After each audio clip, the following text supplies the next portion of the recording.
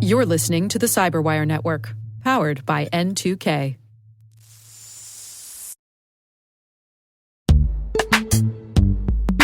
Imagine a world where you're always one step ahead of cyber threats, where your defenses are impenetrable because you see what others don't. Welcome to Team Cymru's Threat Intelligence Solutions. With real-time access to the world's largest threat intelligence data ocean, they enable you to turn the tables on attackers. Transform your security from reactive to proactive through accelerated threat hunting and incident response, made possible through automation. Empower your team with visibility and insights to start defending your organization like never before. Team Cymru. Be the hunter, not the hunted. Learn more at team-cymru.com/cyberwire. That's team-cymru.com/cyberwire.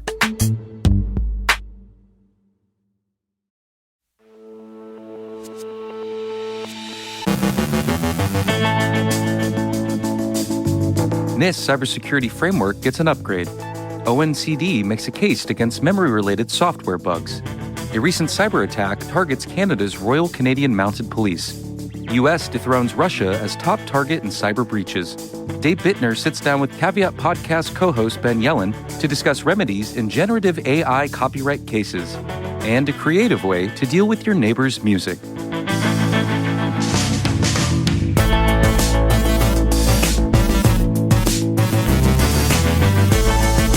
Today is February 27th, 2024. I'm Trey Hester, filling in for Dave Bittner, and this is your CyberWire Intel Briefing.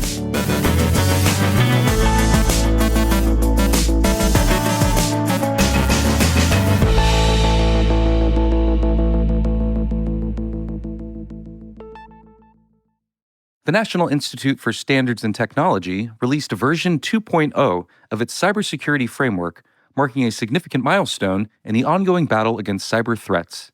The framework is a collaborative effort involving government agencies, private sector organizations, and academia. The CSF 2.0 supports implementation of the National Cybersecurity Strategy with an expanded scope that goes beyond protecting critical infrastructure to all organizations in any sector. The release includes a focus on adaptation to evolving threats, integration and flexibility, risk management, collaboration, and embracing global cybersecurity trends. In a recent report, the Office of the National Cyber Director highlighted the alarming prevalence of memory-related software bugs, shedding light on a critical vulnerability in digital infrastructure. These bugs, often lurking unnoticed in software code, pose significant security risks, potentially enabling cyber attackers to exploit sensitive data or compromise system integrity. Prioritizing vulnerability awareness, implementing robust risk mitigation strategies, fostering collaboration, and maintaining continuous vigilance, the White House hopes a greater use of memory-safe programming languages will help to make products more secure from the outset. Cue the Dudley Do-Right theme song.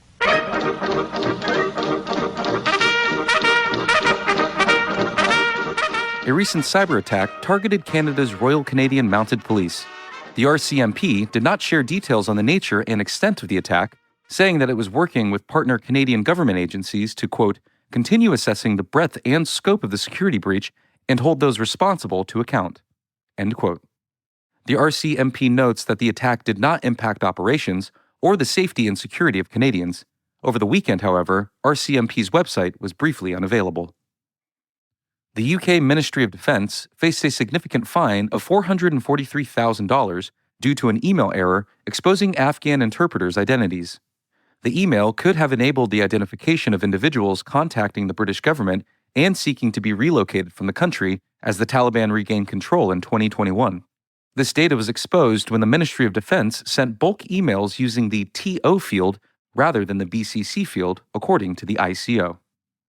Researchers report that at least 14 state-sponsored hacker groups from around the world have targeted Russia and some former Soviet Union members, such as Azerbaijan, Belarus, Kyrgyzstan, and Kazakhstan, with destructive or espionage campaigns over the last year. Some of the groups were likely linked to Ukraine, and others acted in the interest of their own countries, like North Korea and China, according to the Russian company Fax report. A recent study investigating data breaches throughout 2023 reveals a total of 299.8 million accounts were compromised. While that does seem like a very large number, It in fact represents an 18% decrease from 2022. Despite this global reduction in breaches, the situation in the United States has increased, with the number of breaches tripling, giving it the title of the world's most frequently targeted country, overtaking Russia. Bleeping Computer Reports steel giant ThyssenKrupp confirmed that hackers breached systems in its automotive division last week, forcing them to shut down IT systems as part of its response and containment effort. ThyssenKrupp AG is one of the world's largest steel producers and a crucial component in the global supply chain of products that use it in their industries. At this time of publication, no major ransomware groups or threat actors had assumed responsibility. In the follow-up to our coverage of the healthcare cyber attack last week, we have a few updates. More than 100 health-related services were impacted by the attack, and there's still no word as to when things will be back to normal. Hackers working for the Black Cat ransomware gang are behind the outage at United Health's technology unit that has snarled prescription deliveries. A number of pharmacy chains, including CVS Health and Walgreens, have said the outage had knock-on effects on their businesses, as pharmacies could not transmit insurance claims for patients. And another friend of the CyberWire, Steve Winterfeld, member of our hash table and frequent contributor to our CSO Perspectives podcast with Rick Howard, recently wrote about getting ahead of cybersecurity materiality mayhem. In it, Steve addresses the growing concern of cybersecurity risks and their impact on financial materiality. The article emphasizes the need for organizations to proactively assess and manage cybersecurity risks to avoid potential financial and reputational damage. It underscores the importance of integrating cybersecurity into all risk management strategies and aligning with regulatory requirements. You can find a link to Steve's article in our show notes.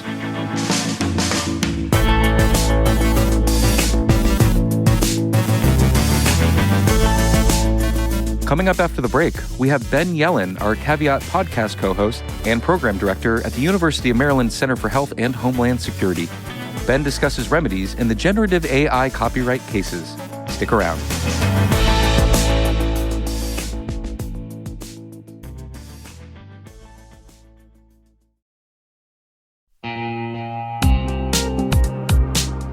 Managing the requirements for modern security programs is increasingly challenging and time-consuming. Enter Vanta. Vanta gives you one place to centralize and scale your security program. Quickly assess risk, streamline security reviews, and automate compliance for ISO 27001, SOC 2, and more. You can leverage Vanta's market-leading trust management platform to unify risk management and secure the trust of your customers. Plus, use Vanta AI to save time when completing security questionnaires. CyberWire Daily listeners can get $1,000 off by going to vanta.com/cyber. That's VANTA.com/cyber.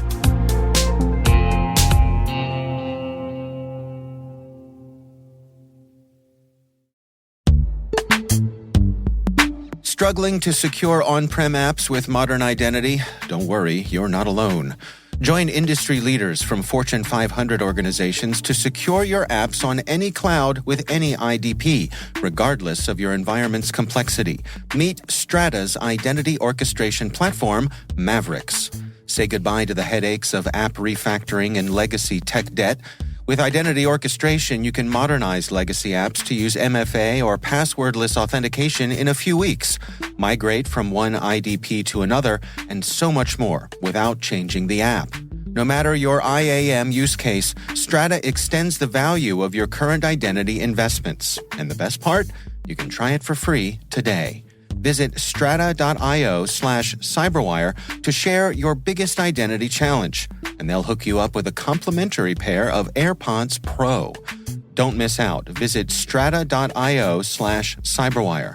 That's strata.io/cyberwire.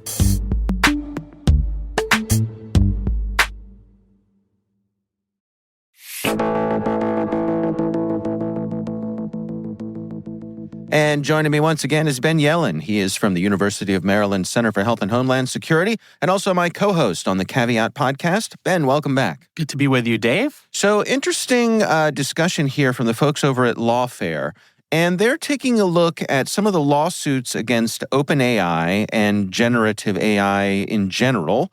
and looking at some of the remedies that are proposed or possible or being considered here. Can you unpack this for us? What's going on here? Sure. So we're still in the relative infancy of generative AI, and we've just started to see a variety of claims against the big players here. So ChatGPT, Microsoft, et cetera. These claims are based on copyright violations. So it's the use of in-copyright works for training these generative AI models. And there's been a lot of commentary on this about whether this constitutes fair use, which means it would not be subject to copyright violations, or if this is a per se copyright infringement. And I don't think there's been any sort of developed legal consensus around this. What the Lawfare blog gets at is if companies can be held liable for using copyrighted work in their generative AI inputs, what will settlement or damages look like in those scenarios?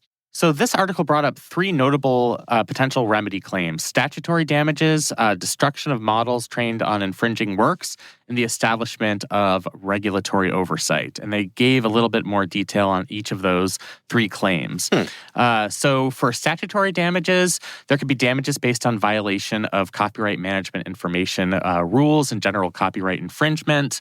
The damages range from $2,500 to $25,000 per violation, which for these big guys, it might start out as kind of a paltry sum of money, but that adds up when you're talking about everything that a generative AI puts together. Right.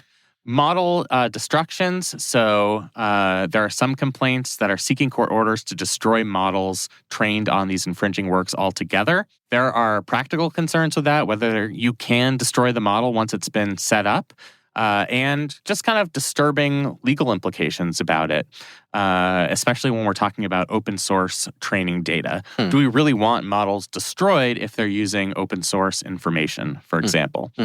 And then there are claims for regulatory relief. So one lawsuit has asked for the establishment of an independent body to approve AI product uses, accountability protocols, and cybersecurity safeguards, and to establish a monetary fund for compensating past misconduct.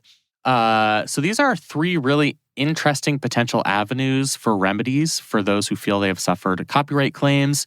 It's good that Lawfare laid these out. The issue is time, really. Resolution of all of these lawsuits is years away. These suits take time. There's going to be a lot that goes into discovery. But it will have, when these lawsuits finally do resolve, it's going to have a major impact on the entire AI field.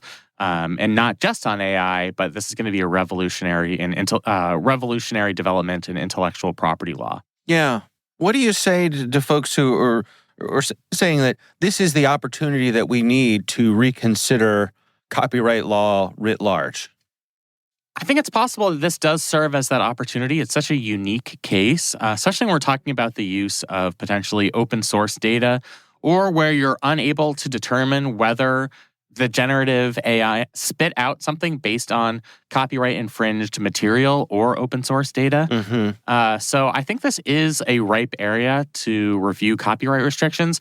Now, there are a lot of elements of copyright law that are so ingrained in our legal system. They've been principles at common law for hundreds of years that I don't think generative AI is necessarily going to reopen all of those doctrines. The length of copyrights, for example, is something I know we've talked about before, and it can be frustrating for people in the industry who are subject to these copyright claims from 50, 60 years ago. Right. So I don't know if any of that is going to change, but I do think this poses an opportunity. It's kind of putting everything under reconsideration once these cases make it into court. One of the things that I'm still trying to wrap my head around, and I've seen different opinions when it comes to this, is whether or not a copyright infringement happens at the point of ingest or at the point of synthesis. So is ingesting someone else's work a copyright violation itself, or do you have to wait until one of these models spits out something that is similar enough to the original piece of work, that then is the infringing thing? Any insights? Under our established principles of copyright laws, you're only held liable once you publish that information. So it's kind of the difference between reading a book and retaining it for your own knowledge, or trying to pass off that book or that piece of intellectual property as your own by publishing something and trying to make money off of it. So I think that's a difficult question in the context of generative AI, because in a certain sense, when it takes that input, when it takes that potential piece of copyright infringed data, I think the people who own that intellectual property might be insecure, thinking that the cat's already out of the bag. This is going to be part of some input that spits out information that violates my intellectual property rights. But I think, at least under our traditional understanding of copyright law, it really will take until that information is published. And I think that's going to be part of the litigation here. When you're trying to establish damages is, was this information, copyright infringed information, widely disseminated? How widely disseminated was it? I think those are all going to be important factors at play when we finally see some litigation here. I've seen some folks say that perhaps the quickest thing that could happen here, the thing that could work for all parties, is if we had some kind of centralized licensing organization. It's similar to how the music industry works. You know, they have like BMI and ASCAP and these organizations that they're the ones you pay if you want to use music in your production, use copyrighted music in your production. You pay them, and then they distribute it to the original owners. Do you think that's a possibility here? Sure, it's a possibility. I'll just note, and I know I've said this before, like, we're so early in the world of these claims. Yeah. The first time the U.S. Copyright Office even took notice of this as an issue was, at least to my knowledge, was August 2023, where they issued a notice of inquiry asking for comments on whether Congress should create a collective licensing regime for generative AI training and development. So in other words, it's certainly possible. We're just so early in the development of this field that it's hard to say for certain either way. Yeah, I guess I'm trying to understand, like, the slow movement of going through the legal system, and for the sake of getting something that people could be happy with more quickly, and the sake of there being a need to have some reassurance here, some clarity here, might we see something like that just because everybody comes to the table and says, look, we got to figure this out? Yeah, I mean, I think that's what it would take, is the industry, members of Congress, and some of the regulatory agencies saying, we could all wait, 4 or 5 years down the line for this litigation to ripen, and we can get 40 separate decisions on 40 different claims in all different jurisdictions and have to wait for appeals courts or the Supreme Court to weigh in, or we can create something that's workable. I'm never an optimist on this stuff because Congress has had trouble even forming an AI work group, which I believe they just did as of this week. Okay. So that's a start. But to come up with a whole licensing regime, it's an ambitious task, I'll be honest. Yeah. All right. Well, as always, thank you for your insights. Ben Yelin, thanks so much for joining us. Thank you.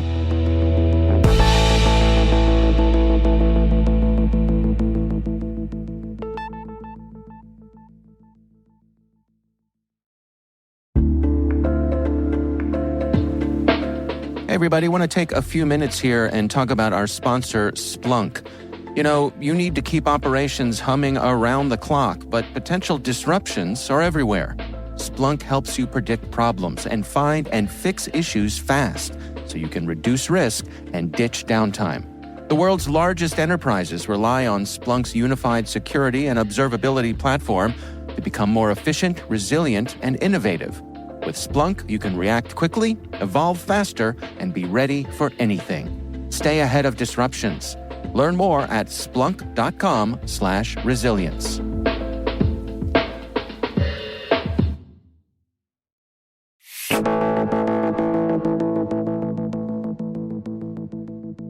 And finally, when Roni Bandini's neighbor started blasting reggaeton music every morning at 9 a.m., he took the non-confrontational route of addressing the issue with a Raspberry Pi and created Reggaeton Be Gone. The name was selected as an homage to the TV Be Gone device. It monitors room audio and identifies the reggaeton genre with machine learning. Once identified, it triggers COM requests and packets to the Bluetooth speaker to disable it, or at least disturb the sound so much that the neighbor will be forced to turn it off. Bandini does add this disclaimer, stating that Reggaeton Be Gone is an experimental project. Before deploying it, check your local laws and regulations. and only use it with your own Bluetooth speakers for educational purposes.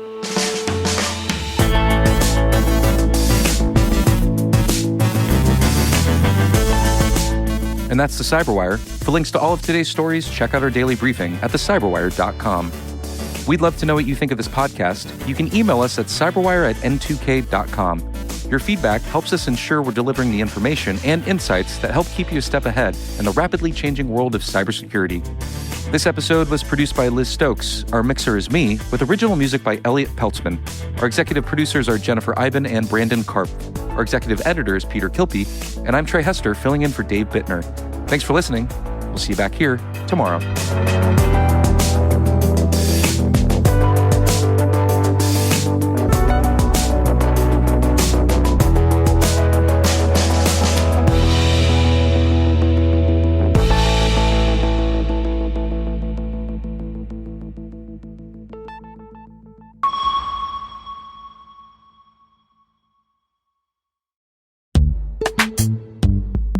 This episode is brought to you by Palo Alto Networks, the leader in cybersecurity. As AI-driven attacks increase, organizations can't afford to have network security that's stuck in the past. Discover how Palo Alto Networks can help you predict what's coming and proactively secure against it with a zero-trust, AI-powered network security platform built to secure whatever, whenever, wherever. To learn more, visit paloaltonetworks.com/network security platform.